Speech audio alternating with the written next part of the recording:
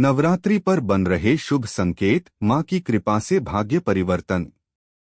प्राचीन समय की बात है। एक नगर में अनिरुद्ध नाम का एक युवक रहता था।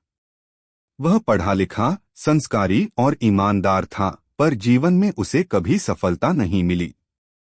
हर प्रयास विफल हो जाता, परिवार पर कर्ज का बोझ बढ़ता जाता और मन में निराशा गहराती जाती। धीरे धीरे उसके भीतर यह धारणा बन गई कि शायद उसका भाग्य ही खराब है।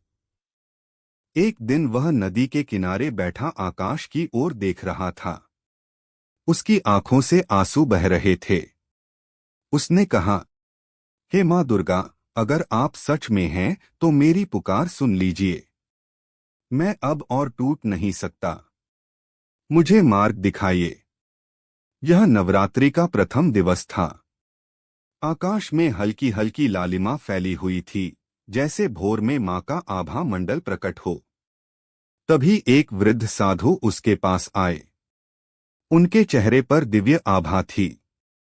उन्होंने कहा, वत्स, रो क्यों रहे हो? अनिरुद्ध ने अपने दुख सुनाए। साधु मुस्कुराए और बोले, नवरात्रि आरंभ हो चुकी है। मां दुर्गा की साधना का यही समय है। जो इस काल में श्रद्धा से भक्ति करता है, उसे शुभ संकेत अवश्य प्राप्त होते हैं। ये संकेत ही बताते हैं कि भाग्य का द्वार खुलने वाला है। क्या तुम तैयार हो मां की शरण में जाने के लिए? अनिरुद्ध ने तुरंत सिर झुका दिया। हाँ महाराज, मैं हर हाल में मां की शरण लेना चाहता हूँ। साधु ने उसे कुछ उपाय बताए। एक, प्रथम दिन घर में कलश स्थापना कर दीपक जलाना। 2, प्रतिदिन लाल पुष्प अर्पित करना और दुर्गा सप्तशती का पाठ करना। 3, भोजन में सात्विकता रखना और किसी भूखे को अन्न देना। 4, किसी भी दिन मां के सामने मन की बात रखकर मौन ध्यान करना।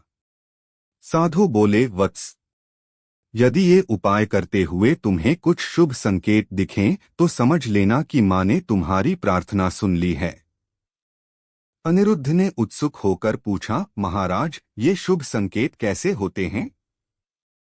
साधु बोले, जब घर में बिना कारण सुगंध फैलने लगे, जब स्वप्न में लाल आभा या मां का रूप दिखे, जब दीपक की लौ बिना हवा के झूमने लगे, जब कोई अनजान व्यक्ति आकर अचानक तुम्हारी मदद कर दे, ये सभी मां के आशीर्वाद के संकेत हैं। इतना कहकर साधु चले गए। मां की कृपा का पहला संकेत। अनिरुद्ध ने उसी दिन से नियम शुरू कर दिए। उसने घर में कलश स्थापित किया, मां की प्रतिमा के सामने दीप जलाया और पूरे भाव से या देवी सर्वभूतेषु का जप करने लगा। तीसरे दिन एक अद्भुत घटना हुई। जब वह पाठ कर रहा था, तभी उसके घर के आंगन में हल्की सी चंदन जैसी सुगंध फैलने लगी। पहले उसने सोचा शायद किसी ने अगरबत्ती जलाई होगी, पर वहां तो कुछ भी नहीं था। मन में तुरंत साधु के शब्द गूंजे, जब बिना कारण सुगंध फैले तो समझ लेना मां का संकेत है। अनिरुद्ध भाव विह्वल हो गया। वह रोते रोते बोला, मां, आपने मेरी सुन ली। कृपा की पहली झलक दिखा दी। दूसरा संकेत, स्वप्न में दर्शन। 5वें दिन की रात अनिरुद्ध ने स्वप्न में देखा कि वह एक विशाल मंदिर में खड़ा है। मंदिर के गर्भगृह से एक प्रचंड प्रकाश निकल रहा है। जैसे ही उसने भीतर प्रवेश किया, वहां मां दुर्गा का रूप दिखाई दिया, 10 भुजाओं में अस्त्र शस्त्र, सिंह पर आरूढ़। मां ने मुस्कुराकर कहा, वत्स, अब निराश मत हो। तेरी तपस्या फल दे रही है। परंतु अभी तुझे कुछ और उपाय करने होंगे। सुबह उठते ही अनिरुद्ध की आंखों में आंसू थे। उसे लगा जैसे मां सचमुच उसके सामने आई थीं। तीसरा संकेत, दीपक की लौ।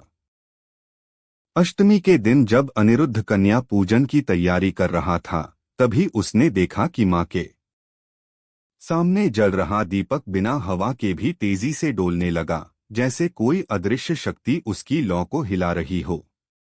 उस समय उसके मन में गहरा आनंद उमड़ पड़ा। उसी क्षण भीतर से आवाज आई, अनिरुद्ध, अब तेरे जीवन का अंधकार मिटने वाला है। पर याद रख, जब तक दूसरों के दुख नहीं मिटाएंगे तब तक अपना सुख अधूरा रहेगा। उपायों से भाग्य परिवर्तन। अब अनिरुद्ध प्रतिदिन कुछ नया करने लगा। मंदिर के बाहर भूखों को भोजन कराना, पास के अनाथालय में फल और मिठाई देना, गांव की स्त्रियों को चुनरी भेंट करना, पशु पक्षियों को दाना पानी देना। धीरे धीरे उसके जीवन में बदलाव आने लगा। कर्ज चुकाने का मार्ग खुला, व्यापार में अचानक लाभ हुआ और सबसे बड़ी बात, उसका मन शांति से भर गया। चरम संकेत, मां का साक्षात्कार। नवरात्रि की नवमी की रात उसने अखंड दीपक के सामने ध्यान किया।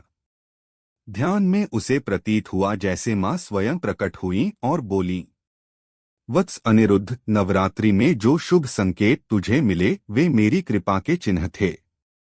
याद रख, भाग्य केवल मंदिर में दीप जलाने से नहीं बदलता, बल्कि जब मनुष्य दूसरों के जीवन में दीप जलाता है तभी सच्चा परिवर्तन होता है।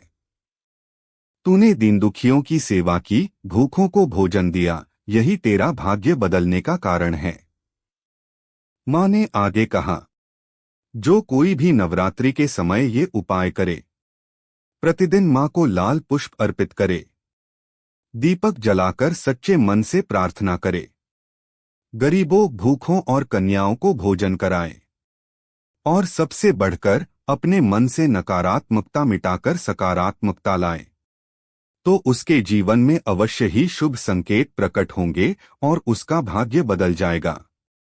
यह कहकर मां का स्वर धीरे धीरे मौन में बदल गया।